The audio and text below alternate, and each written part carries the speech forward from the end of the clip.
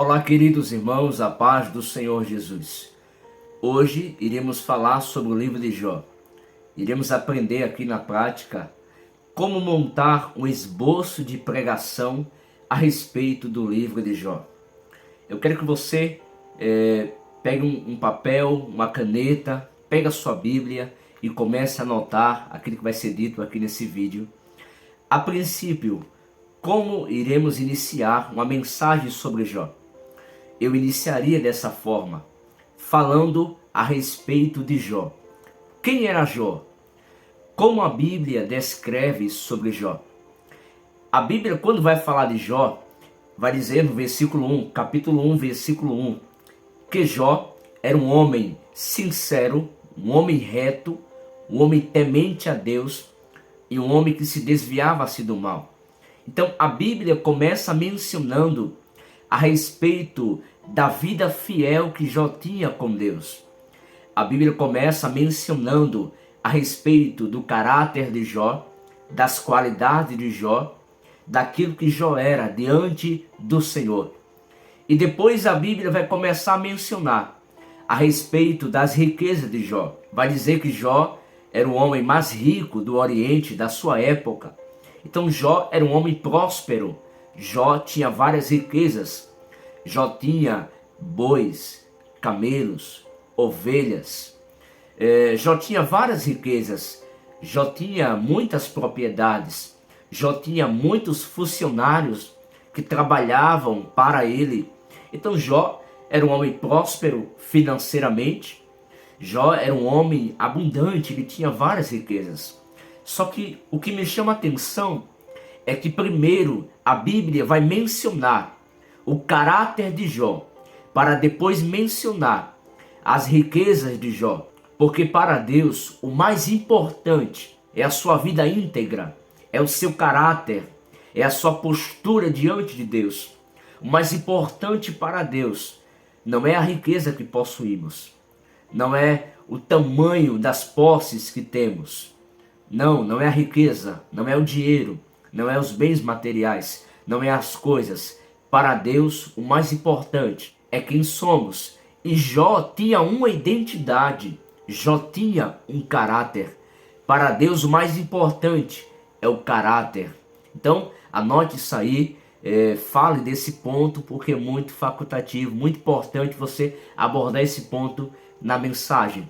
Então, a Bíblia descreve do seu caráter, da sua riqueza, e depois vai falar dos seus filhos, que os seus filhos faziam reuniões, faziam banquetes, e todas as vezes que os seus filhos se banqueteavam, após o banquete, após as datas comemorativas, Jó sacrificava animais pelos seus filhos, Jó fazia sacrifício pelos seus filhos, para que Deus viesse perdoar dos seus pecados, para Deus purificar a sua vida, para que se porventura os filhos de Jó viessem pecar contra Deus, e ali Jó oferecia sacrifício pelos seus filhos ao Senhor. E a Bíblia vai mencionar no versículo 6 que certo dia estava tendo reunião nos céus, e os filhos de Deus estavam indo diante do Senhor, se apresentasse diante do Senhor em uma reunião.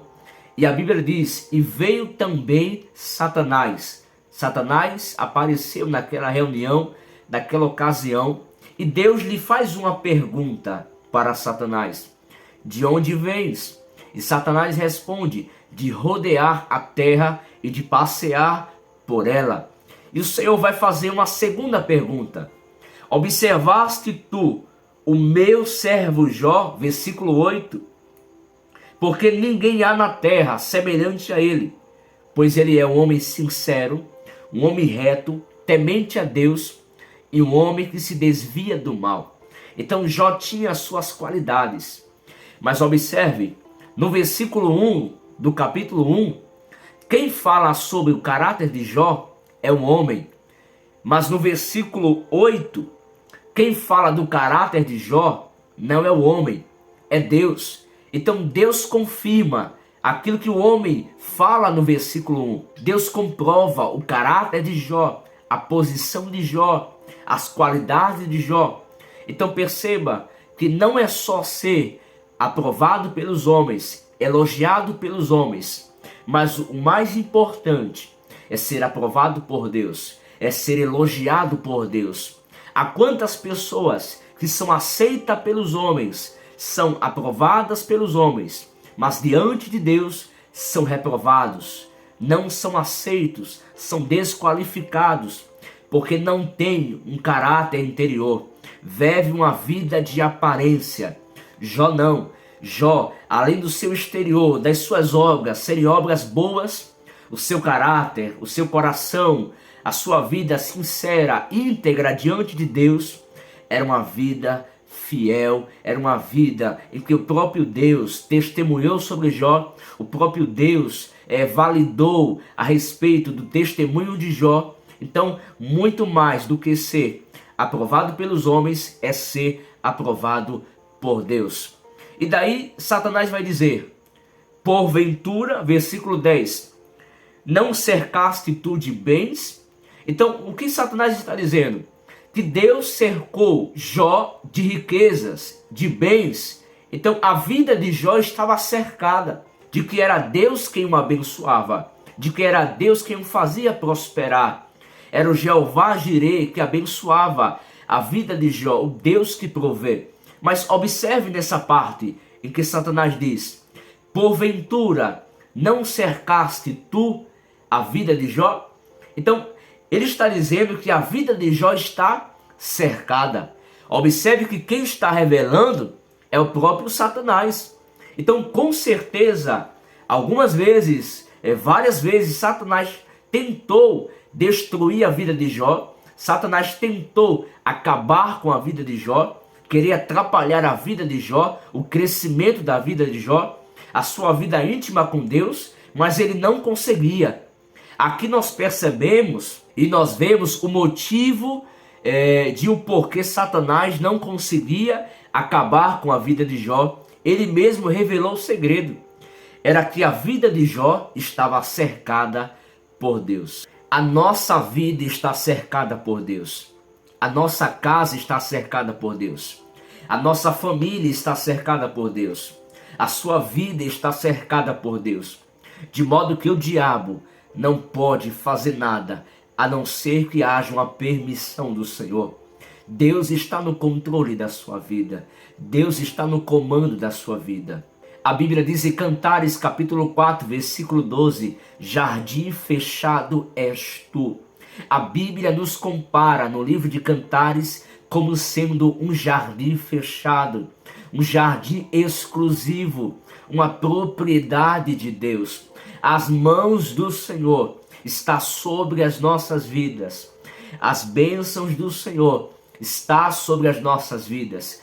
Quando Deus levou Ezequiel no vale, a Bíblia começa dizendo: a mão do Senhor estava sobre Ezequiel, estava sobre ele.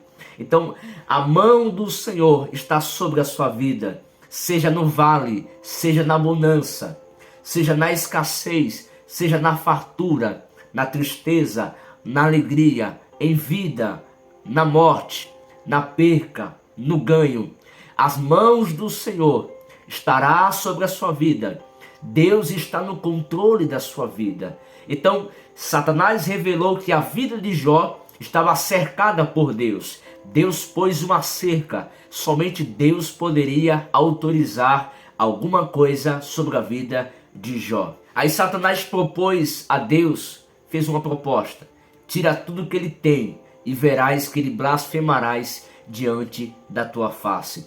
Então, algumas coisas observamos aqui. Que o diabo, Satanás, não é onipotente, onipresente e onisciente. Onipotente por quê? Porque ele não tinha poder para atrapalhar a vida de Jó, para destruir a vida de Jó. Ele não tinha permissão para acabar com a vida de Jó. Então logo, ele não era onipotente. Onisciente por quê?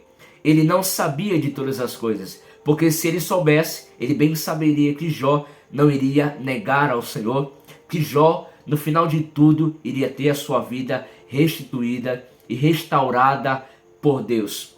Onipresente porque ele não poderia estar em todos os lugares. Quando Deus pergunta: de onde vens? Ele diz: de rodear a terra e de passear por ela. Se ele fosse onipresente, ele não precisaria rodear pela terra e passear pela terra. Logo, ele estaria em todos os lugares ao mesmo tempo. Só Deus tem esses atributos. Deus é onipotente, onisciente e onipresente. Então Satanás disse: tira tudo que ele tem e ele blasfemará diante da tua face. E Deus autorizou o diabo tirar tudo que Jó tinha, menos que ele tocasse na sua vida, que ele permanecesse a vida de Jó íntegra, intacta. E o texto diz que Satanás saiu da presença do Senhor e começou a ferir, e começou a destruir, acabar com a vida de Jó. Primeiro ele tirou os bois, os camelos, as ovelhas, os animais. Porque primeiro Satanás tirou os animais da vida de Jó? Porque era através dos animais que as pessoas da antiga aliança se reaproximavam de Deus, se reconciliava com o Senhor, através do sacrifício, através da oferta pelos animais. Então, era pelos animais que Jó oferecia sacrifício a Deus, pelos seus filhos, pela sua vida, pela sua família, pelos seus amigos. Então, sem animais não tem sacrifício, sem animais não tem perdão de pecados, não tem oferta ao Senhor. Mas só que Jó não adorava a Deus pelo que ele tinha. Jó adorava a Deus pelo que ele era. Jó era um verdadeiro adorador. E a Bíblia diz que Deus procura os verdadeiros adoradores que adoram o Pai em espírito e em verdade. E Satanás tirou tudo da vida de Jó. Tirou os funcionários, tirou a sua riqueza e mais, tirou os seus 10 filhos. E o mais importante de tudo é que acima disso, Jó, ele se lançou em terra e adorou ao Senhor. Ele disse: nu eu saí do ventre da minha mãe e nu tornarei para lá. Bendito seja o nome do Senhor. Jó adorou a Deus em meio à prova, em meio à perca. Então, Jó foi afetado por 5 áreas da sua vida. Quais foram? Primeiro, o seu relacionamento com Deus. Segundo, as suas finanças. Terceiro, os seus filhos. Quarto, o seu casamento. E quinto, a sua saúde. Apenas uma dessas áreas permaneceu intacta, que foi o seu relacionamento com Deus, a sua vida íntima com Deus. Isso o diabo não conseguiu arrancar de Jó. Isso o diabo não conseguiu destruir da vida de Jó. Porque mesmo na perca, Jó adorava, Jó louvava, Jó glorificava. E em tudo, Jó não atribuiu ao diabo, ele atribuiu a Deus. Ele disse: o Senhor me deu, o Senhor tomou. Bendito seja o nome do Senhor. Amém, meus irmãos? Espero ter contribuído aí com essa mensagem, com esse esboço, com esse estudo. Curta esse vídeo, deixe um comentário, compartilhe para mais pessoas, inscreva em nosso canal para que você possa acompanhar os demais vídeos. Eu posto sempre esboços de pregação aqui no nosso canal. Amém? Deus abençoe. Aqui abaixo você vai encontrar na descrição o nosso e-book, o e-book Pregação Impactante, aonde eu vou te ensinar 7 passos para preparar uma pregação impactante. Além dos bônus que você vai ganhar um curso de teologia, você vai ganhar esboços bíblicos, esboços de pregação. Então não perca essa oportunidade, corre lá, adquire o seu e-book por apenas R$ 27, um valor simbólico, onde vou estar aí te ajudando no desenvolvimento da pregação da palavra do Senhor.